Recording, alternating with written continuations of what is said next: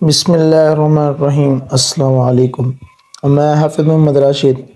اور ہم آپ کو ماڈرن کراپ فارمنگ میں خوش آمدید کہتے ہیں۔ اور آج ہم بات کریں گے گندم کی فصل پہ کہ ہمیں جو ہے نا گپ چھٹ کرنی چاہیے یا جو ہے نا چھٹا کرنا چاہیے یا پھر جو ہے نا ڈرل کرنی چاہیے۔ بیسیکلی یہ جو چیزیں ہوتی ہیں یہ ہم نے اپنی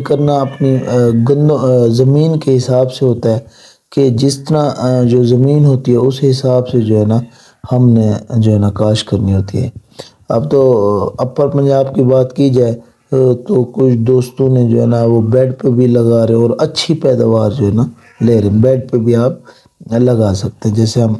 بیڈ پہ کاٹن کی کاشت کرتے ہیں یا مکئی کی کرتے ہیں، اس طرح جو ہے نا یہ بیڈ پہ بھی آپ کاشت کر سکتے ہیں۔ تو ڈرل جو ہے بیسیکلی ڈرل وہاں ہوتی ہے جو زیادہ ریتلا رقبہ ہوتا ہے، زیادہ تر وہاں پہ جو ہے نا لوگ زیادہ ڈرل کو جو ہے نا پسند کرتے ہیں اور ہوتی بھی وہاں پہ ڈرل ہے۔ تو اور ڈرل کا یہ ہوتا ہے وہاں پہ نا آپ جہاں پہ ڈرل ہوئی ہوگی نا وہاں جو ہے نا پودا یکساں ہوگا، کیونکہ اس کی جو ایک گہرائی ہوتی ہے وہ اس ڈرل سے جو ہے نا ایک اس کا پیمانہ مطلب ایک ہی ہوتا ہے، 1 سے 1.5 انچ تک جو ہے نا اس کا تقریباً جو ہے نا 1.5 انچ تک جو ہے نا اس کا گہرائی ہوتی ہے۔ اور اس کا جب آپ ڈرل دیکھیں گے تو وہاں پہ یکساں پودے نکلتے ہیں۔ تو ڈرل پہ یہ کہیں کہیں جو ہے نا نوٹ کیا گیا ہے کہ وہاں پہ جو ہے نا جو پیداوار ہو سکتا ہے وہ یا گپ چھٹ ہے یا چھٹا جیسے کر دیتے ہیں یا وتر جو کاشت ہے اس پہ ہم کر دیتے ہیں، تو اس سے تقریباً 2-3 من 5 من جو ڈرل والی کاشت ہے اکثر جگہوں پہ وہ زیادہ آ جاتی ہے۔ اور ویسے گپ چھٹ پہ یا ہم جو وتر کاشت کرتے ہیں اس پہ بھی لوگوں کی اچھی ایک پیداوار آ جاتی ہے۔ اور اب ماشاءاللہ جس طرح ہمارے فارمر بھائی محنت کر رہے ہیں، چیزوں کو ساتھ لے کر چل رہے ہیں، ڈے فرسٹ سے جو ہے نا وہ اچھے طریقے سے اس کی ایک مینجمنٹ کرتے ہیں، اس کی خوراک کے حساب سے یا پودا جو چیز مانگ رہا ہو اس کو وہ دیتے ہیں یا پانی کے حساب سے۔ تو اس لحاظ سے جو ہے نا ہر فارمر جو ہے نا کوشش کر رہا ہے اچھے طریقے سے اس کو مینج کر کے لے کے چلنے کی، پھر وہ لے کے بھی چل رہا ہے اور اچھی پیداوار بھی لے رہا ہے۔ تو یہ ایک خوش آئندہ بات ہے پاکستان کے لیے بھی، ہمارے ملک کے لیے بھی اور خود کسان کے لیے بھی، کیونکہ